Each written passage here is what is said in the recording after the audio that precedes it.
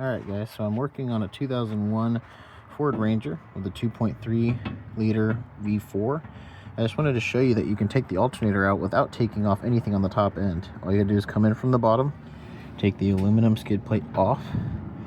This alternator, with the pulley down, fits perfectly fine between the radiator and the frame. I can even leave my hand on it and not squish my fingers.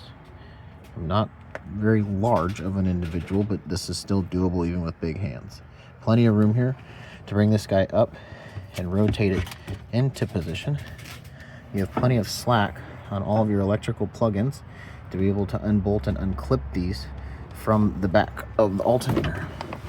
This is the new alternator, so I'm trying to be careful with it. But just to show you the plugins that you work with, this is the one that goes in the main plug-in. This is just a standard flat head, or excuse me, flat washer head that goes over the threading. And then this one has a little safety retainer, this red piece, so you have to pull that back and out before you can actually squeeze the little tab to release the plug-in. So if you're trying to squeeze this blindly to open it, it will not work until you remove this red clip and push it backwards. Then it will allow you to actually squish that down and remove that clip. But we're just going to do all this process in reverse, and we're going to put it back.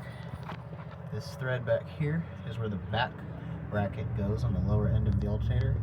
The other front one goes in the bolt hole there for the thread, and the other one goes up on this bracket here on the pulley.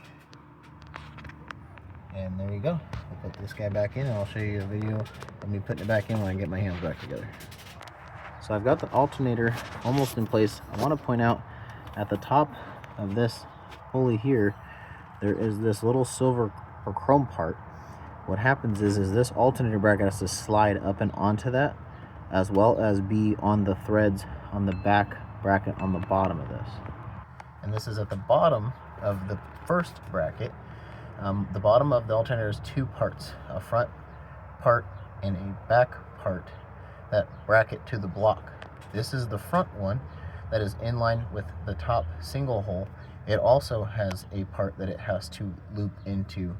So when you mount this alternator, it will mount and sit locked into place before you put all those threads through. So you want to make sure before you thread everything in, you have all of these set so that it's flush to the block before you bolt everything down.